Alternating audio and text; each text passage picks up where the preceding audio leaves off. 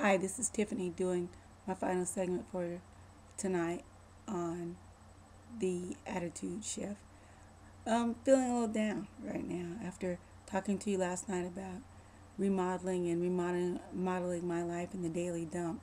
I've been spending most of the evening, which is why I'm so late in getting this post, with Donna M, who's been doing some remodeling of her own, and it's been really hard for her because she's had to remodel some friends today. And on her behalf, I want to say to her, be strong. Be strong. Go to her blog at thebrokewivesclub.com and you can see a little bit more of what she's talking about. But when you remodel your life, sometimes you have to remodel the people. Sometimes you have to eliminate people that don't mean any good for you. I hope that came out right, but you do. You have to make significant changes in your life when you're remodeling from the inside out. And the inside is where it starts because your heart is in everything that you do. You put your heart into everything, you put your passions into everything. And just as quickly as people can build you up and make you feel good, they also can tear you down and make you feel like crap.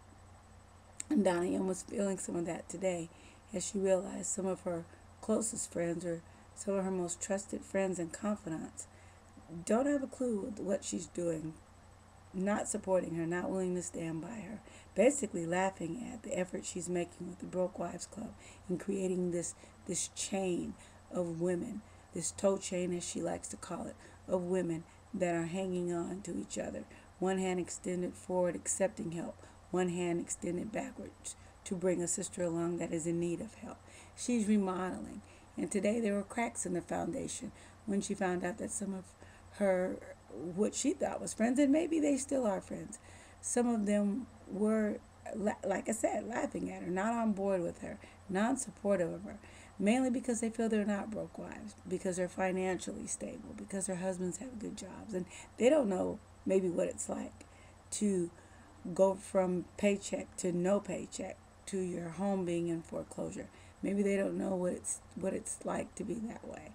And when Donna M was down on certain things and going through changes, they were there. Oh, poor Donna. Oh, poor Donna. But the minute she's changed and started building a foundation and remodeling her life, it's like, you got to be kidding. Why are you wasting your time with this? You're not going to get any money out of this. You're not going to be the next Oprah. You're not going to be this or that. I don't think that anyone can be Oprah. Oprah is Oprah. But who's to say that someone can't come out and do something just as good as Oprah, if not better? That's what bothers me about women today. They don't uplift. They tear down. And remodeling is what we have to concentrate on and focus on. She has a daughter that she loves dearly. Tonight is in tears because of an issue with a guy who has not always been the best, but her daughter has to learn how to remodel too. And this is things that Donna can pass along to her children. It's things that I want to pass on to you, my sisters, and to my friends, and to those that have also tried to tear me down, because I've been down that road too. I was down that road a while back when I wrote a book and everyone laughed at me and said it wasn't a good concept, a good idea. I wrote it, it got published, and it didn't do very well. It didn't do very well at all. And circumstances beyond my control kept me from being able to get the book out and get the publicity that I needed, which probably have taken me to another level. But did I give up? No, I just went back to the drawing board. But I didn't know about that drawing board until I met Joyce Welsh, who once again I talked about yesterday, who talked about rebuilding my life and having the daily dump and some of the things that you carry around with you, those burdens from the past, those things that you carry around that weigh you down like rocks in a backpack. You have to learn how to eliminate those. You have to learn how to take those rocks and break them up into little pieces and then grind them into dust and then blow them away. That's what remodeling is all about. And each and every one of us have to learn how to do that in our own lives. And we can't live someone else's life. We can't do what someone else wants us to do all the time. And actually never. We can never really do what anyone else wants to do. We have to do what's right for us. And when we start over fresh, when we start over with a clean slate, which it is possible to start over fresh, but when we start over fresh and we do those things that give us an opportunity to make amends with our past, to do that daily dump, to have a forgiving heart, to realize that we can't control other people's actions. When we get that way in life, then we're on our path to remodeling. I had a lot of resentment towards my father over the years because of his abandoning our family at a very young age and starting another family and almost, well, actually forgetting that he did have us, other children. You know, I carried that deep-seated animosity and hard heart throughout my adult life until 2 years ago when he was here for a visit. We sat outside and I finally had the courage to walk up to him. I gave him a copy of one of my books and, you know, sat down and we talked a little bit about the book and how, you know, pleased I was, and he told me he was proud of me. But then I asked him one question and I looked at him and I said, "Why?" And he looked back at me and it was like he didn't have a clue what I meant. And I said, "Why?" I asked him again. I said, "Why?"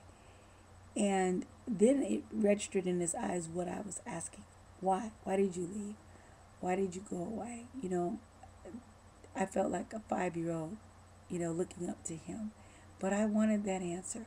I wanted to know if there was any justification for his actions. I wanted to know the truth from him. And he looked back at me with eyes that had aged from the pictures that I had of him in my mind as a 5-year-old.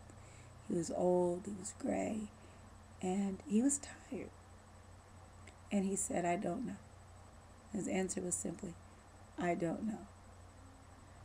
I carried that question around in my heart with the resentment and anger for years, you know, for over half of my life.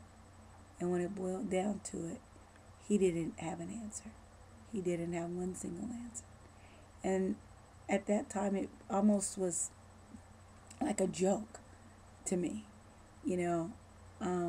I felt like a release because there was no big answer. There was no lengthy answer. There was no, "I didn't love your mom," or "I didn't love you kids." It wasn't anything. It was just an "I don't know."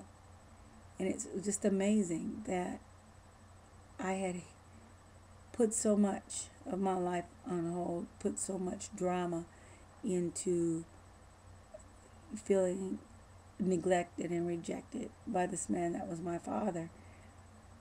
And it was a waste to me. Let's be honest, it really was, because I could not control what he did. I couldn't control his efforts. And that's something he has to live with. I had an awesome stepfather for most of my teenage and even now he's still married to my mom. An awesome man, a wonderful role model. That's what I have. And do I still love my biological father? Yes, I do. But I've learned to love him for who he was and even a little bit of who he is, even though I don't know him that well. He'll be actually coming to live back here in the area where I live. From what I've been told, in a couple of months, he'll be living with my half-sister. And for a long time, I had a resentment there because she had the father that I felt at a younger age that I was supposed to have. But once again, what a waste. What a waste. These are the things we have to learn how to get rid of. The animosity, the deep feelings of resentment towards people that never even know that we feel that way. Remodel your life. Remodel, remodel, remodel. Use it to the best of your ability. It's here for a purpose. You're here for a purpose. Find your purpose. And when you find your purpose, you know what? Be passionate about it and live. Don't carry the past around. It will weigh you down, sisters. It will drag you down. And you know what? Sometimes it takes making new friends when you remodel your life. And it's okay to do that. It's okay. But the best thing, the best message that I could give you is to make the most of your life. Get that hammer and those nails and chisel away at a new you. And when you find her, boy, you're going to be amazing. Thank you so much for the time, and I know I'll see you again soon. So long.